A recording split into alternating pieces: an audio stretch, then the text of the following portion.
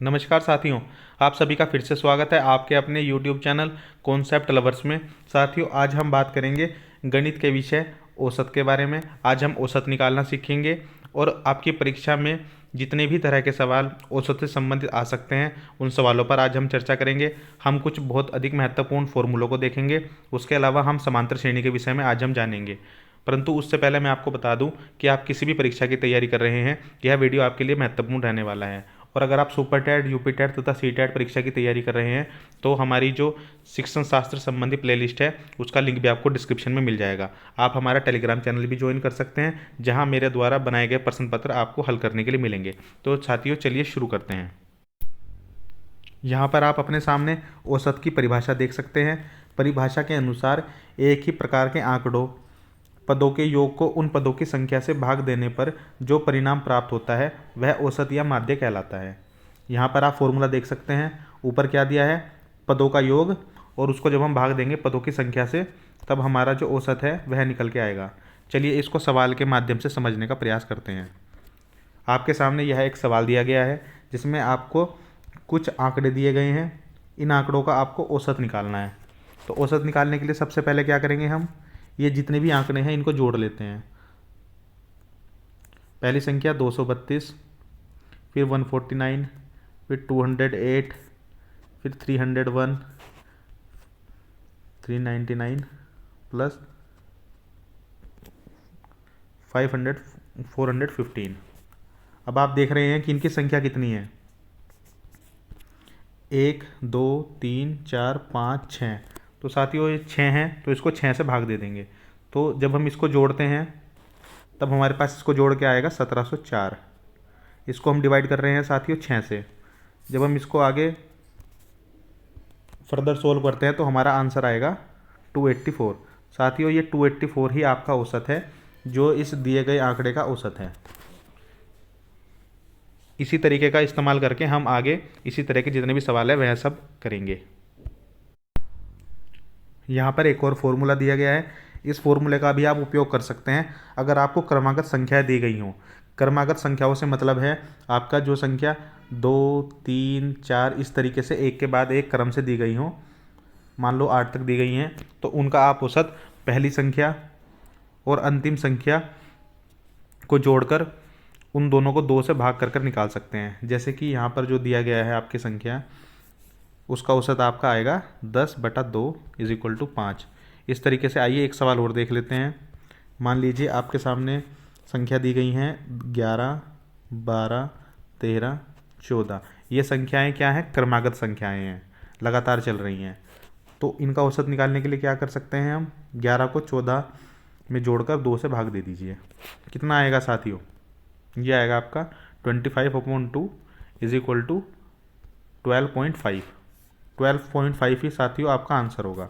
यह फॉर्मूला आप केवल तभी यूज़ कर सकते हैं जब आपको क्रमागत संख्याएं दी गई हों।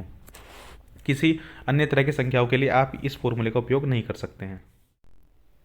यहाँ पर आपके सामने एक सवाल दिया गया है जिसमें आपसे पहली 9 अभाज्य संख्याओं का औसत निकालने के लिए कहा गया है।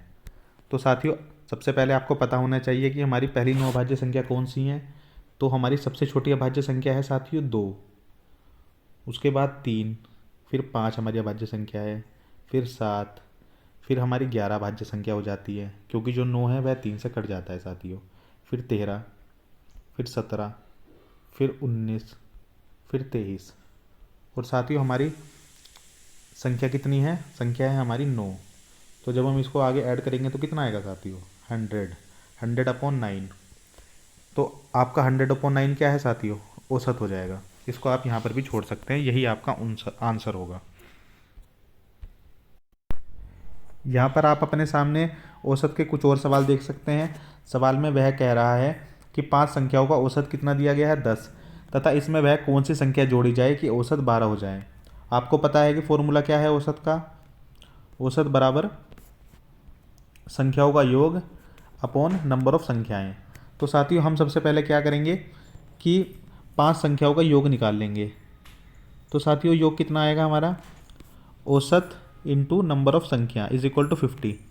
अब वह क्या कह रहा है सवाल में कि 5 संख्याओं में एक संख्या और जोड़ दी गई है।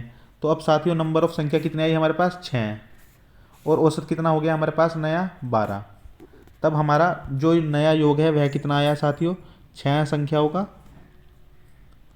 योग कितना आया हमारा 12 × 6 = 72। अब साथियों यह देखिए कि 5 संख्याओं का जो योग था वह तो आया था आपका 50 और 6 संख्याओं का योग आया आपका 72। तो साथियों जो हमारी नई संख्या है वह कितनी होगी साथियों, 72 - 50 = 22। अतः अगर हम 5 अंकों की संख्या में 22 जोड़ देते हैं तो हमारा नया औसत कितना हो जाएगा साथियों, 12 हो जाएगा। अतः जो हमारा 22 है वही हमारा आंसर है। यहाँ पर आपके सामने एक और सवाल दिया गया है जिसमें वह कह रहा है कि 3 संख्याओं का औसत 7 है तथा पहली 2 संख्याओं का औसत 4 है तथा तीसरी संख्या क्या है। तो साथियों कुछ नहीं करना, उसी तरीके से करते हैं। सबसे पहले क्या करेंगे, 3 संख्याओं का योग निकाल लेते हैं। योग कितना आएगा साथियों, औसत इंटू नंबर ऑफ संख्या, कितना आया साथियों 21। अब हमारा जो पहली 2 संख्या हैं उनका योग कितना है साथियों, 2 संख्याओं का योग वह कितना है 4 इंटू नंबर ऑफ संख्या 2 = 8। अब आप देख रहे हैं कि जो 3 संख्याएं हैं उनका योग तो है 21 और जो शुरू की 2 संख्याएं हैं उनका योग है 8। तो साथियों तीसरी संख्या कौन सी होगी, थर्ड संख्या 21 - 8, तो ये कितना बनेगा साथियों 13। तो आपकी जो तीसरी संख्या है वह होगी आपकी 13। मैं आशा करता हूँ आपको यह सवाल समझ में आ गया होगा। अगर आपको सवाल नहीं समझ में आते हैं तो आप टेलीग्राम चैनल पर मुझे मैसेज करके सवाल को दोबारा से समझ सकते हैं। साथियों अगर आपको 2 अलग अलग आंकड़े दिए गए हों तब आपके लिए यह फॉर्मूला महत्वपूर्ण हो जाता है। जैसे कि n1 पदों का औसत x1 तथा n2 पदों का औसत आपको x2 दिया गया हो, तब आपको याद रखना है कि संख्याओं n1 + n2 का औसत जो है वह x1 n1 + x2 n2 upon n1 + n2 होगा। चलिए इस फॉर्मूले का उपयोग करके आगे एक सवाल के माध्यम से इस फॉर्मूले को समझते हैं। मैं आपको यह सवाल दोनों तरीके से कराऊंगा। सबसे पहले सवाल समझिए। सवाल में वह क्या कह रहा है, वह कह रहा है 30 परिणामों का औसत 15 है तथा अन्य 10 परिणामों का औसत कितना दिया है 40। वह सभी परिणामों का औसत पूछ रहा है साथियों। जैसे कि आपका जो 30 परिणाम है उनका औसत अगर 15 होगा तो साथियों हमने अभी अभी क्या किया था कि हमने योग निकाला था। तो साथियों 30 परिणामों का योग कितना होगा, 30 × 15 = 450। इसी तरीके से जो अन्य 10 परिणाम है उनका योग कितना होगा साथियों, उनका योग होगा हमारा 10 × 40। ये कितना है साथियों 400। अब वह क्या कह रहा है कि जो हमारा पहले परिणाम है और जो हमारे दूसरे परिणाम है इन सब का वह औसत पूछ रहा है। तो साथियों औसत का क्या फॉर्मूला होता है कि जो हमारा कुल परिणाम है उनका योग कितने हैं साथियों, हमारे योग 450/400 अपॉन हमारे नंबर ऑफ परिणाम। तो साथियों पहले परिणाम कितने थे 30, दूसरे में कितने हुए 10। तो साथियों कुल मिला के कितने हो गए 30 + 10। तो इसको हम क्या करेंगे आगे फर्दर सोल्व कर लेंगे 850/40। साथियों यही आपका आंसर होगा। अब चाहो तो आप इसको सीधा फॉर्मूले में रख के भी कर सकते हो। फॉर्मूला क्या है आपका x1 n1 + x2 n2 upon x1 upon x2। कुछ भी अंतर नहीं है, बस क्या दिया हुआ है इसने कि जो x1 और n1 है यह क्या है आपका, यह एक तरह से योग ही हो गया। जो x1 है वह क्या है आपका औसत और n1 कितना है आपका 30। इसी तरीके से आपका जो x2 है वह कितना दिया गया है 40 और n2 कितना है आपका 10। तो अगर आप इसको वैल्यूज़ को फॉर्मूले में पुट करेंगे तो वही आएगा 450/400/40। आप चाहें तो इस फॉर्मूले का उपयोग कर सकते हैं या फिर आप चाहें तो अपनी समझ के हिसाब से जैसे मैंने अभी आपको बताया उस तरीके से भी सवाल को हल कर सकते हैं। यहाँ पर आप अपने सामने एक फॉर्मूला देख सकते हैं। यह फॉर्मूला आपके एग्ज़ाम की दृष्टि से बहुत अधिक महत्वपूर्ण हो जाता है। आइए इस फॉर्मूले को समझते हैं। वह क्या कह रहा है कि एक व्यक्ति एक निश्चित दूरी x किलोमीटर प्रति घंटा की चाल से तथा उतनी ही दूरी y किलोमीटर प्रति घंटा की चाल से तय करता है, तब औसत चाल कितनी होगी साथियों उसकी 2xy upon x plus Y. आपको यह ध्यान रखना है कि यहाँ पर बात हो रही है उतनी ही दूरी की। अगर दूरी बदल जाएगी तब हम ये फॉर्मूला यूज़ नहीं कर पाएंगे। तो चलिए इस फॉर्मूले का उपयोग करके एक सवाल हल करते हैं। सवाल है आपका, एक व्यक्ति एक कार द्वारा नगर ए, यहाँ पर एक नगर ए मान लो, से नगर बी तक की जो हमारी दूरी है वह 63 किलोमीटर प्रति घंटा की चाल से तय करता है साथियों, और फिर उतनी ही दूरी वह आपकी 42 किलोमीटर प्रति घंटा की चाल से वापस आता है। तो वह आपकी औसत चाल पूछ रहा है। तो साथियों मैंने अभी आपको फॉर्मूला बताया कि औसत चाल का क्या फॉर्मूला है साथियों। औसत चाल का ये फॉर्मूला आपके सामने है 2xy upon x plus Y. तो चलिए यहाँ पर इसको वैल्यू पुट करते हैं। 2 इंटू एक्स की वैल्यू कितनी दी गई है 63, इंटू वाई की वैल्यू कितनी दी गई है 42 अपॉन x प्लस वाई। तो साथियों 63 प्लस 42। तो साथियों जब हम इसको आगे फर्दर सोल्व करते हैं तो कितना आएगा हमारा ये आएगा आपका 252 अपॉन 5। साथियों यही आपका, यहाँ आप अपने सामने देख सकते हैं कि वह x के प्रथम n गुणज का औसत जो है इस फॉर्मूले की मदद से आप निकाल सकते हैं। फॉर्मूला क्या है आपका x इंटू एन प्लस 1/2। तो साथियों इस फॉर्मूले का उपयोग करके आइए समझते हैं कि गुणज कैसे निकालते हैं। आपके सामने सवाल दिया गया है। सवाल में वह कह रहा है कि 5 के प्रथम 21 गुणज का औसत कितना होगा। तो साथियों कुछ नहीं करना, आपको फॉर्मूला पता है, फॉर्मूले में वैल्यू रख दो। संख्या कितनी है x हमारी, तो 5 इंटू 21 प्लस 1 अपॉन 2। तो साथियों कितना हुआ ये हुआ आपका 5 into 22 upon 2 is equal to, इसको काट दो 11 बार, तो ये कितना आएगा साथियों 55। तो साथियों आपका आंसर कितना आया, आपका आंसर आया आपका औसत 55। यहाँ आपके सामने कुछ और फॉर्मूले दिए गए हैं। वह कह रहा है कि प्रथम n संख्याओं का जो औसत है वह हमारा n प्लस 1 होता है। चलिए इसको चेक कर लेते हैं। मान लो हमारी पहली 3 सम संख्याएं उसने दी हैं, जैसे कि 2, 4, 6।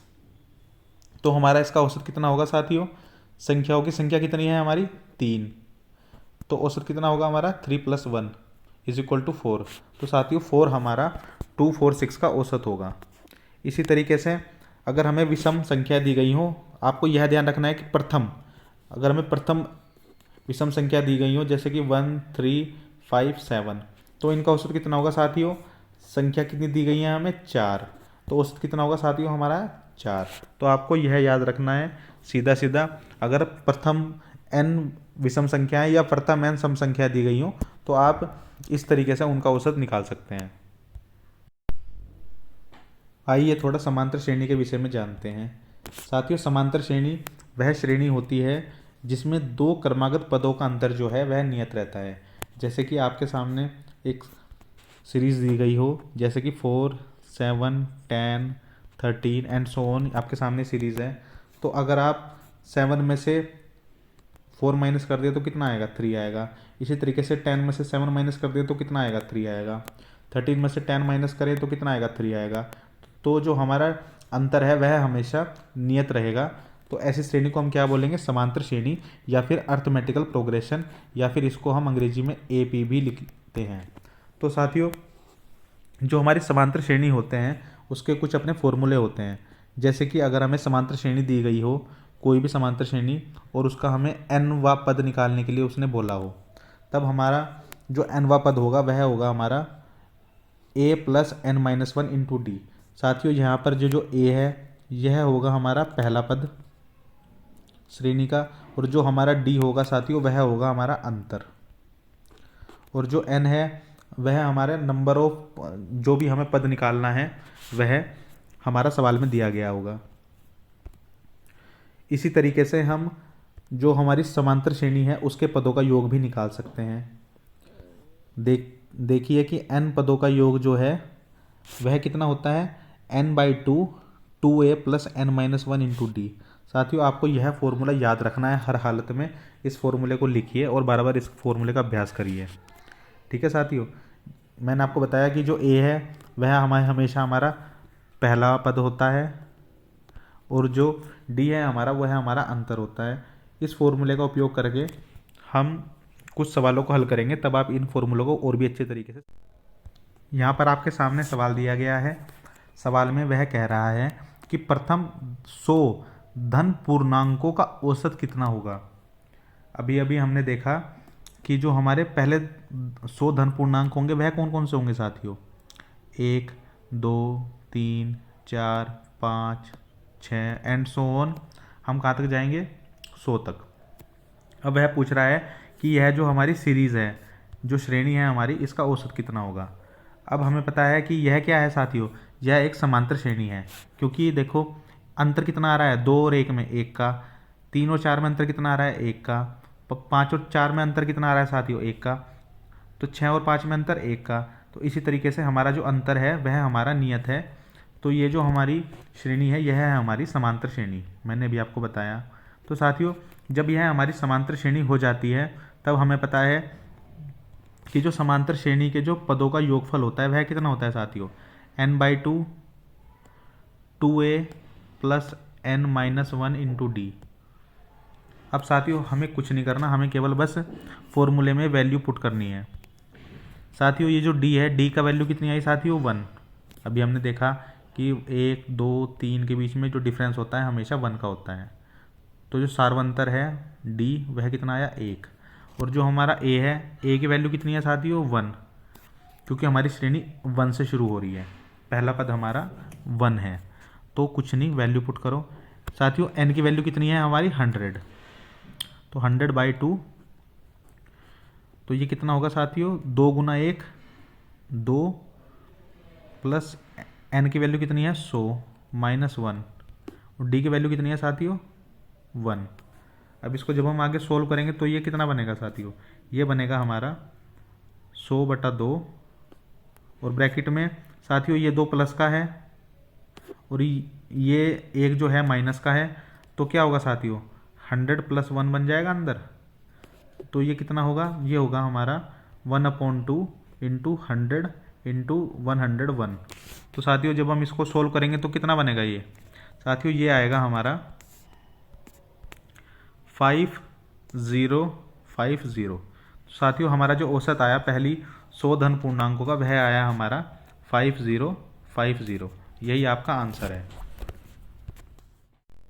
ये जो सवाल आपके सामने दिया गया है, इस तरह के सवाल आपके लिए बहुत ही अधिक एग्जाम के पॉइंट ऑफ व्यू से महत्वपूर्ण हो जाते हैं। तो चलिए देखते हैं सवाल में वह क्या कह रहा है। साथियों वह कह रहा है कि जो 25 छात्र हैं उनका औसत दिया हुआ है 17, और अगर इसमें हम एक अध्यापक की उम्र भी शामिल कर लें तो वह कितना हो जाएगा, 1 की वृद्धि हो जाएगी औसत में। तो साथियों वह कह रहा है कि अध्यापक की आयु कितनी होगी। यहाँ कुछ नहीं करना है, सबसे पहले उसी तरीके से क्या करना है कि जो हमारी कुल आयु है वह निकाल लो। साथियों 25 छात्र हैं और औसत 17 दी गई है, तो कुल आयु कितनी होगी हमारी 25 × 17।